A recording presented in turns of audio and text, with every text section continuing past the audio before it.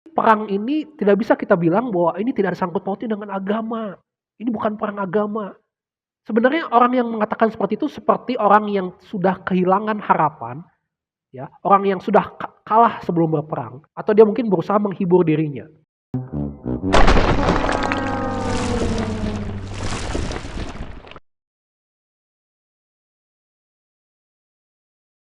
Di antara banyaknya berita yang sudah kita lihat ataupun yang lewat di beranda kita semua ya, di mana ada dua negara yang saat ini terus berseteru ya, dan mungkin kedepannya akan berdampak kepada negara kita, yaitu perseteruan antara Israel dan juga Iran. Nah mungkin ada yang miss yang mungkin belum kita sadari ya, ataupun belum diangkat oleh banyak media-media. Apakah kalian sadar apa yang terjadi saat ini ya, itu hanyalah pengulangan daripada sejarah yang pernah terjadi di masa lalu. Ya, apakah kita semua sudah sadar itu? Atau kita masih bilang bahwa, oh ini hal yang baru, ini belum pernah terjadi. Ya, karena ini belum pernah terjadi, maka sesungguhnya kita bisa mengatakan bahwa pasti nanti ujung-ujungnya akan ada yang namanya perdamaian. Nanti ujung-ujungnya pasti Israel dan Iran ini akan berdamai dan dunia akan berdamai baik-baik saja. Oke, mungkin itu adalah pandangan yang bagus, yang optimis. Tetapi sayangnya, kalau kita melihat bahwa nanti kita lihat bagaimana ada kesamaan, bahkan banyak kesamaan, ya pola yang terjadi di dalam sejarah dan saat ini, maka kita sebenarnya harus sedikit dalam tanda kutip cemas. Nah anyway, Donald Trump seorang presiden yang sampai saat ini masih dengan kokoh dia membuat sebuah organisasi board of peace atau organisasi perdamaian dunia yang dia klaim itu akan menggantikan ya peran PBB nanti gitu ya. Dan sebenarnya misi utamanya ini kita tahu bahwa dia akan membumi hanguskan yang namanya teroris Hamas itu dari Gaza dan dia akan menjanjikan sebuah perdamaian ya negeri perdamaian bagi Gaza. Kita bisa ibaratkan ya bahwa sebenarnya Trump ini adalah sosok pemimpin yang hidup di dalam dua masa nih sobat ya. Masa saat ini di masa artificial intelligence maupun di masa lalu ketika kerajaan masih berperang dengan tombak, dengan pedang gitu ya.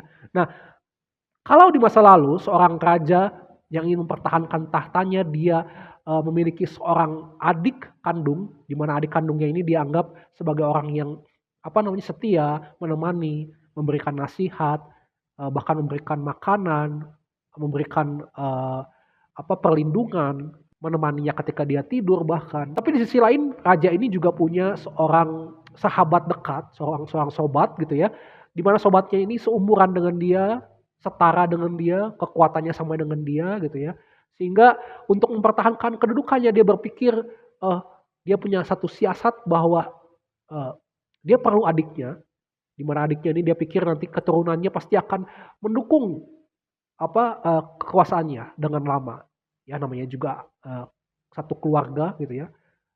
Tetapi di sisi lain dia juga melihat sahabatnya ini yang punya kekuatan yang sama dengan dia, maka ketika perang datang, dia yakin sahabatnya ini bisa membantu dia dalam perang dan perang akan bisa dia menangkan gitu. Hari ini dia memberikan sebuah janji kepada adiknya, kalau kamu membantu saya ya dalam perang, maka nanti kamu akan dapat harta warisan. Ya, tetapi esok harinya dia bikin janji yang sama kepada sahabatnya ini gitu ya, supaya sahabatnya ini juga nanti mendukung dia dalam perang. Dia bikin sebuah satu harta warisan untuk mereka. Hartanya cuma satu, tetapi dia janjikan itu kepada dua orang yang dia anggap bisa mendukung kekuasaannya. Nah singkat ceritanya mereka ini adiknya maupun sahabatnya ini, sohibnya ini mendukung perang mati-matian gitu ya supaya apa? Supaya mereka dapat harta warisannya dan ketika perang itu sudah mereka menangkan dan akhirnya si rajanya ini juga sudah tua meninggal gitu ya. Lalu si adiknya ini dengan pede dia merasa bahwa ini adalah harta warisan dia. Kenapa? Karena dia merasa garis keturunan daripada kakaknya dan dia ambil tuh hartanya ya. Nah, tapi sayangnya padahal kuncinya itu belum diserahkan kepada adiknya. Dan bahkan sebenarnya si raja ini dari awal tidak punya keinginan benar-benar untuk kasih harta itu kepada adiknya maupun kepada sahabatnya. Jadi dengan kata lain si raja ini hanya memakai mereka, memperalat mereka. Nah, ini merupakan gambaran apa? Gambaran mengenai kekuasaan politik sebelum perang Israel dan Iran. sebelum Board of Peace ini terbentuk untuk memerangi Hamas, sebelum ada ide untuk memerdekakan Gaza, sebenarnya ada ide yang sama ketika kita tahu di zaman dulu ya, kerajaan Britania Raya yang kita sebut Inggris saat ini ya, itu berhasil memenangkan Perang Dunia Pertama bersama dengan Perancis ketika itu dan menyerahkan tanah Palestina itu tahun 1917 kepada Israel.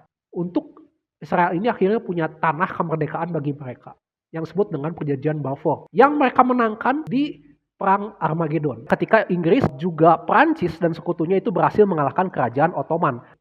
Ya. Nah, tetapi jangan lupa sobat, ya, bahwa Inggris ini satu tidak sendiri sehingga dia harus bagi-bagi kekuasaan dengan Perancis ya. Dan mereka harus mewujudkan negeri perdamaian, sebuah negara perdamaian bagi bangsa Yahudi dan bangsa Arab yang ketika itu mereka minta supaya mereka itu membantu dalam memerangi kerajaan Ottoman atau Turki saat ini. Dan ketika kerajaan Ottoman berhasil mereka kalahkan, akhirnya mereka harus memberikan sebuah kerajaan atau negeri yang merdeka bagi Yahudi maupun bangsa Arab. Sehingga mereka berupaya tuh membuat sebuah perjanjian. McMahon Hussein di tahun 1914 dan 1916 gitu ya.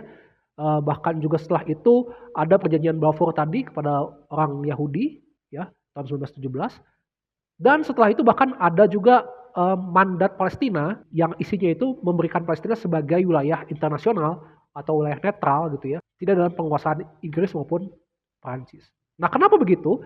Nah, memang dikatakan bahwa Palestina ini adalah negeri yang unik karena di sana terdapat sebuah situs keagamaan terbesar di dunia ya, dihuni oleh Yudaisme, Kristen maupun Islam. Tetapi memang anggapan lain mengatakan bahwa memang ini adalah siasat Inggris saja supaya Palestina ini tidak jatuh ke tangan Perancis. Juga sebaliknya Perancis tidak mau Inggris menguasai tanah Palestina. Sehingga nanti ketika mereka menguasai itu bahkan mereka bisa menguasai minyak bumi ya yang ada di tanah di Timur Tengah. Suez Canal, it's all about the Suez Canal. The idea of making Palestine an international area, it's really because the British don't want to give this to the French, but the French don't want the British to have it. So it's a compromise. And in fact, this whole agreement is a compromise. It's a wartime compromise between two countries that happen to be allies, but are both still big political and imperial rivals. And they will go back to being imperial rivals after the First World War. Singkatnya, berarti ini bicara tentang sana ada namanya bagi-bagi kekuasaan antara Inggris dan juga Prancis nih sobat.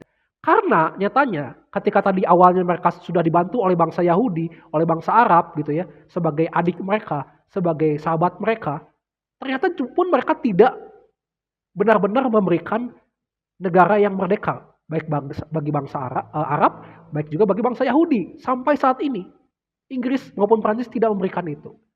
Nyatanya apa? Nah, perang yang ada saat ini itu kan disinyalir juga dari perjanjian yang diadakan oleh Prancis maupun Inggris. Baik perjanjian McMahon tadi, baik juga ada perjanjian Sykes-Picot ya, yang disinyalir ini merupakan penyebab daripada perang antara Israel dan juga Palestina.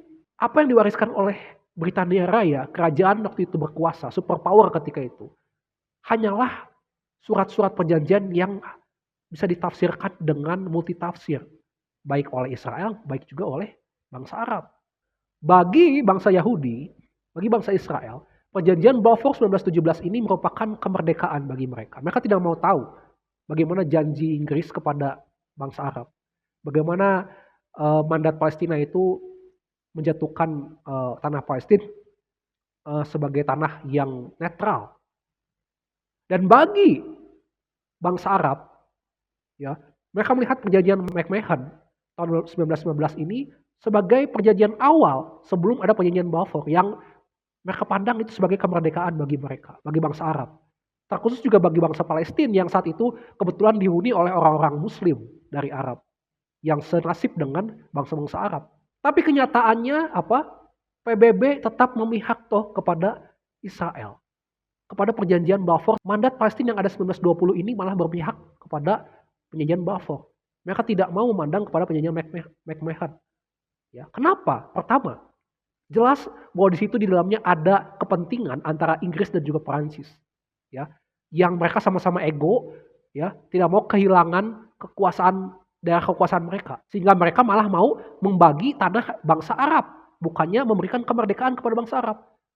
Ya, tanah Arab yang begitu luas ya ketika itu dibanding tanah orang-orang Yahudi yang ketika itu berserak gitu ya. Mereka mau kuasai itu, makanya ada perjanjian Sykes-Picot yang diam-diam mereka bikin tanpa sepengetahuan bangsa Arab. Nah, itu yang pertama. Yang kedua, tentu saja ketika itu bangsa Inggris atau Britania Raya ya, di dalamnya ada keluarga besar Yahudi yang dikatakan Yahudi yang sudah berdiaspora ya, salah satunya Yahudi Ashkenazi gitu ya, di mana mereka ini berdiaspora ke Eropa, salah satunya ke Inggris. Makanya perjanjian Balfour ini ditujukan kepada Lord Rothschild yang kita tahu ya, ini adalah sebuah keluarga besar, keluarga terkaya di dunia yang menguasai bank di Eropa. Bahkan mereka kuasa itu sebelum adanya Perang Dunia Pertama. Itulah yang membuat kenapa mereka sebegitu dekat dengan kerajaan Inggris dan mereka bisa begitu menguasai kebijakan-kebijakan yang timbul. Makanya jangan heran kenapa PBB begitu memihak kepada perjanjian Balfour ini. Ya orang Yahudinya saja sudah menguasai Eropa, sudah menguasai negara superpower ketika itu yaitu Inggris, bahkan Amerika yang ketika itu di bawah Inggris. Ada kesamaan. Bukan kemiripan lagi, ini adalah pola yang sama yang dipakai oleh Amerika saat ini. Nah, Amerika saat ini memang kita tidak tahu perjanjian apa yang mereka punya dengan Israel di belakang layar. Tapi setidaknya di dalam Board of Peace kita tahu bahwa mereka sanggup merangkul banyak negara sebagai sahabat-sahabat mereka. Dan salah satunya adalah negara kita, Indonesia. Bahkan harta karun yang dijanjikan oleh Amerika bagi sahabat-sahabatnya ya tidak tanggung-tanggung ya. Selain kepada Gaza, mereka menjanjikan sebuah perdamaian, kemerdekaan. Mereka juga menjanjikan penurunan tarif bagi bangsa-bangsa yang mau bergabung di dalam Board of Peace. Kalau kita sudah mengetahui, melihat pola yang sama antara kerajaan yang dulu dengan kerajaan modern saat ini, ya di dalam Board of Peace, maka pola yang sama itu sebenarnya bukanlah satu buah hal yang kebetulan. Atau di dalam bahasa agamanya itu adalah sebuah nubuatan, profesi. Ya. Jadi perang ini tidak bisa kita bilang bahwa ini tidak ada sangkut pautnya dengan agama. Ini bukan perang agama. Sebenarnya orang yang mengatakan seperti itu seperti orang yang sudah kehilangan harapan, ya, orang yang sudah kalah sebelum berperang, sehingga dia mengatakan hal seperti itu. Atau dia mungkin berusaha menghibur dirinya. Ya. Nah, masalahnya hanya ada dua sudut pandang. Kenapa saya berani katakan bahwa perang saat ini itu ada kaitannya dengan agama? Ya. Pertama, perang ini bisa menggunakan agama sebagai topeng ataupun kuda mereka. Itu yang pertama. Yang kedua, perang saat ini juga bisa ya sebagai profesi atau nubuatan atau bahasa dunianya ramalan lah begitu ya. Sehingga ada pihak yang ingin memakai agama sebagai hal yang negatif. Tetapi ada juga pihak yang melihat agama ini sebagai petunjuk apa yang harus mereka lakukan kalau nanti perang ini sampai meledak. Nah, ini dua sisi yang berbeda.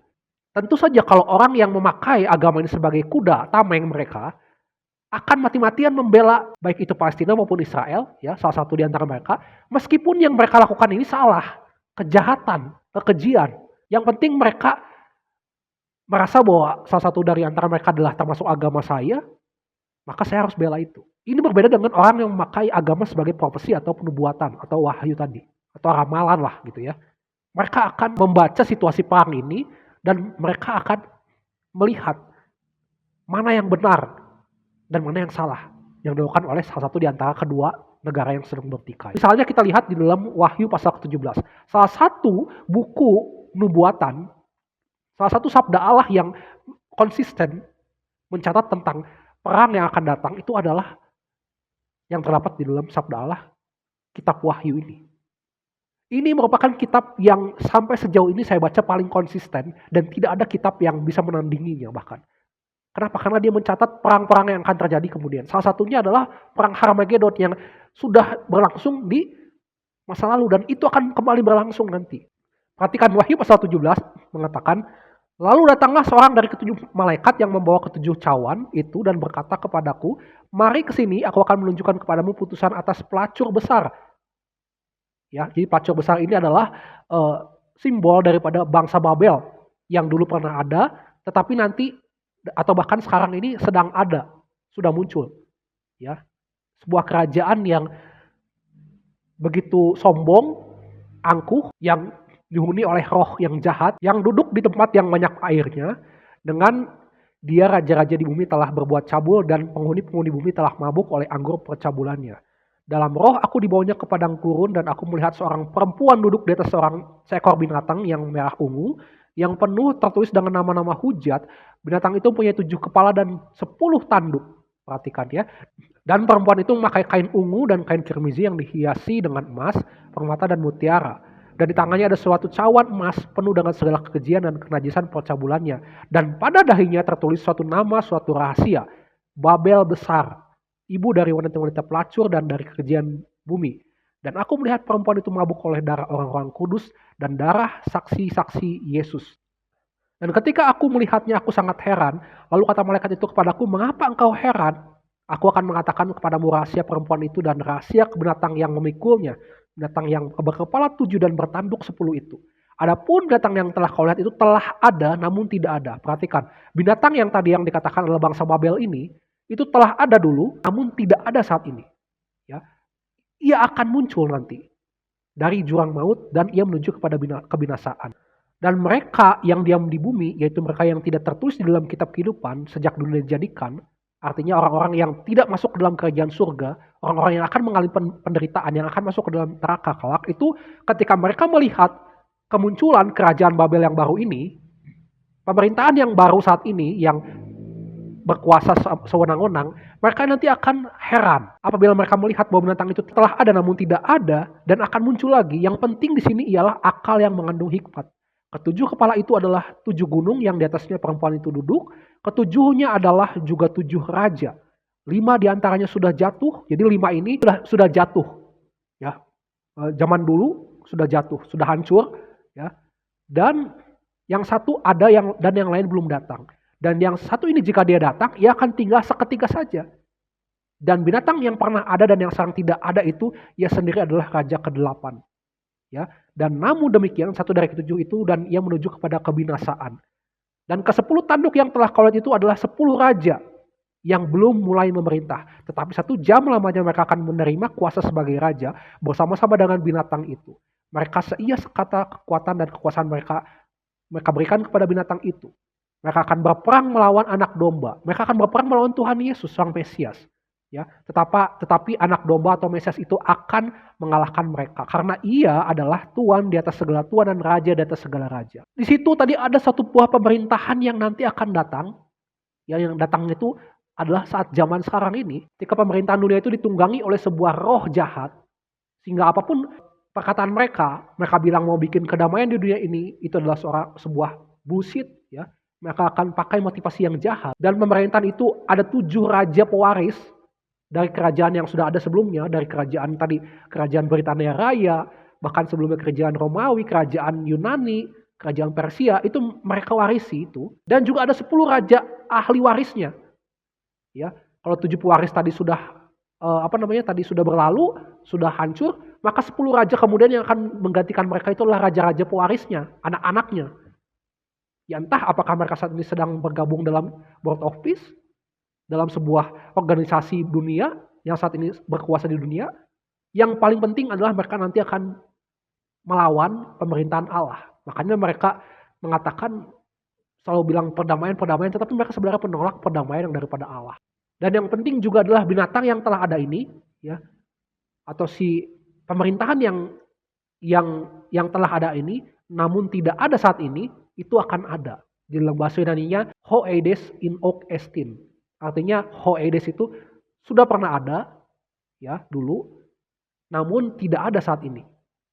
Ya, artinya dulu kerajaan ini pernah ada, tetapi dia sembunyi ataupun dia mungkin berkamuflase dulu gitu ya. Sehingga nanti waktunya ketika muncul, disitulah dinyatakan bahwa kerajaan ini tuh sebenarnya sudah ada sejak lama. Dan ini mereka hanya diketahui oleh orang-orang yang berhikmat, orang-orang yang bijaksana, orang-orang yang tahu ilmu. Bagi orang-orang yang tidak mau tahu, orang yang tidak punya ilmu, yang tidak punya hikmat, ya sudah, mereka tidak tahu tentang ini. Dan mereka akan dikatakan mereka akan terkaget-kaget. Beda dengan kalau kita menjadikan agama itu sebuah profesi ataupun nubuatan tadi ya, ataupun ya paling tidaknya paling rendahnya adalah sebuah ramalan lah. Maka kita tidak akan menjadikan perbuatan yang ada di dalam perang ini saat ini itu sebuah kebenaran, tidak. Kita akan berani mengatakan salah pada hal yang salah, benar pada hal yang benar. Karena sungguh saya percaya ya, orang Kristen, sekali lagi orang Kristen, itu akan melihat bahwa apapun yang dihasilkan oleh perang itu tidak mungkin perdamaian. Ya. Apapun yang dihasilkan oleh perang itu tidak baik. Tidak ada keuntungan sama sekali dalam perang dan juga tidak ada keuntungan di dalam kita membela mati-matian kepada pihak yang sedang berperang. Karena barang siapa menang oleh pedang, maka dia akan binasa oleh pedang juga. Seperti dikatakan oleh Nabi Nathan kepada Daud, ya, perkataan Tuhan di dalam 2 Samuel 12 ayat 10. Oleh sebab itu, pedang tidak akan menyingkir dari keturunanmu sampai selamanya, karena engkau telah menghina aku dan mengambil istri Uria orang Het itu untuk menjadi istrimu. Jadi ketika Daud itu menaruh Uria di depan barisan soldier gitu ya, untuk mereka berhadapan dengan musuh dan akhirnya Uria mati, itu adalah rencana pembunuhan dan Tuhan akhirnya ya dalam tanda kutip mengutuk setiap keturunan Daud itu pasti akan saling membunuh dengan pedang. Bahkan itu terjadi di zaman Raja Daud yang dikatakan adalah raja besar bagi orang Israel, raja terbesar bagi orang Israel. Bagaimana kita mau bicara tentang perdamaian saat ini? Artinya tidak ada perdamaian sampai saat ini yang bisa diusahakan oleh manusia di bumi ini. Kecuali nanti ketika kerajaan Allah itu, Yerusalem baru itu turun ke bumi. Makanya saya katakan percuma juga kita mati-matian, ya sobat semua, membela juga Israel dan Yerusalem saat ini yang sedang berperang. Kenapa? Karena Yerusalem baru itu adalah kerajaan Allah yang turun ke bumi, bukan Yerusalem yang saat ini ada di dunia, bukan. Meski ada saja, ya kita tidak bisa memungkiri ya ajaran-ajaran ekstrim yang justru menjadikan agama ini sebagai alat mereka di dalam memihak salah satu daripada pihak yang sedang berperang. Ya, contohnya sebuah hadis yang salah gunakan mengatakan bahwa berperanglah dengan menyebut nama Allah dan di jalan Allah. Perangilah mereka yang kufur kepada Allah. Berperanglah, janganlah kalian berlebihan dalam membunuh, jangan kalian lari dari medan perang, jangan kalian memutilasi, janganlah kalian membunuh anak-anak, perempuan, orang tua yang sepuh dan rahib di tempat ibadahnya. Ini hadis riwayat Muslim nomor 1731. Nah, kata-kata berperanglah di sana itu jelas adalah sebuah perintah Muhammad kepada Muslim untuk jangan mundur dari medan perang. Perangilah orang-orang kufur, orang-orang kafir, termasuk Kristen dan juga Yudaisme di sana. Juga ada namanya hukum kisas. Di dalam Muslim itu hukum gigi ganti gigi atau hukum nyawa ganti nyawa, nyawa dibayar nyawa. Ya, misalkan di dalam Quran surah Al-Baqarah 194, oleh sebab itu barang siapa menyerang kamu, maka seranglah dia setimpal dengan serangannya terhadap kamu. Jadi kalau ada orang menyerang kita, ya kita balas dia dengan serangan yang setimpal. Cuma masalahnya gini, gimana kalau misalkan apa yang dilakukan oleh negara kufur atau kafir tadi, itu adalah untuk membalas atas perbuatan daripada negara muslim yang sebelumnya menganiaya mereka. Jadi saling perang dalil gitu. Ya ini seperti rantai setan, gak ada habisnya kalau mau memakai ayat tadi itu sebagai pegangan gitu ya di dalam berperang. Ya kan? Nah tentu ini berbeda dengan apa yang dilakukan oleh sang teladan, yaitu Yesus sang Mesias, Yesus sang Al-Masih. Ya, ketika dia di dalam Matius pasal 26, ya di Taman Getsemani, ketika dia ditangkap, ya dia siap untuk dibawa, dihakimi. Ketika Petrus menghunuskan menghunuskan pedangnya, ya untuk membela Tuhan Yesus katakan, sarungkanlah pedangmu. Ya, apakah kamu tidak tahu bahwa aku sanggup meminta kepada Bapa lebih dari 12 legion, 12 pasukan malaikat untuk datang membantu aku. Tapi kalau misalkan begitu, bagaimana akan digenapi apa yang sudah dibuatkan oleh kitab suci bahwa aku harus mati, berkorban demi manusia bisa bebas daripada hukuman kekal di neraka, demi manusia bisa masuk kembali berdamai dengan Allah. Ya, bagaimana itu bisa dinubuatkan kalau tidak ada pengorbanan yang mengakhiri rantai balas dendam tadi. Jadi sebenarnya cukuplah doakan ya supaya Israel, Palestina, Iran itu mereka melembut hatinya, mereka banyak yang bertobat, ya, menjelang kedatangan Mesias nanti mereka percaya ternyata Yesus benar-benar hanya satu-satunya harapan dan mereka akhirnya diselamatkan karena itu. Tidak usah kita ikut-ikutan campur tangan membela mereka di dalam peperangan. Nggak ada gunanya juga bagi bangsa kita. Ya, jadi sobat, dua hal tadi yang penting untuk kita ingat, ya, untuk kita sama-sama renungkan bahwa perdamaian itu tidak pernah ada sesungguhnya dunia ini, ya. Yang namanya board of peace, apapun itu namanya, ya, itu adalah buatan manusia yang tidak akan bertahan lama.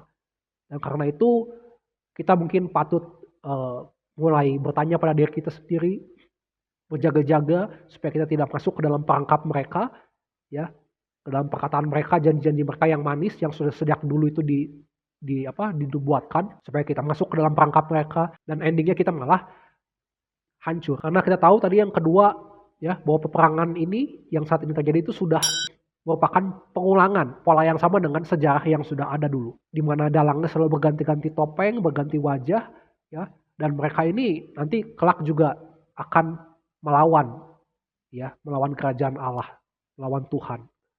Dan nanti di mana kita? Apakah kita adalah di pihak orang yang melawan Tuhan, yang justru berusaha menciptakan perdamaian dunia, tetapi kita nanti melawan perdamaian daripada Tuhan, melawan perdamaian daripada Mesias? Atau kita bersyukur kalau kita ada di pihak Tuhan, pihak Mesias? Ya. Di mana kita? Apakah kita nanti menjadi orang yang punya andil, ya, mempertahankan negara supaya negara kita Indonesia ini eksis, atau kita malah sibuk, ya, membantu negara yang sedang berperang? Nah, kiranya ini menjadikan perenungan bagi kita semua supaya kita tidak juga termakan oleh media-media hoax yang setiap hari, ya, bukan hanya isinya, headline-nya saja sudah hoax gitu, ya, sudah melenceng dari kebenaran dan bahkan menggiring kita kepada opini yang berseberangan dengan fakta yang sesungguhnya. Tuhan memberkati kita semua.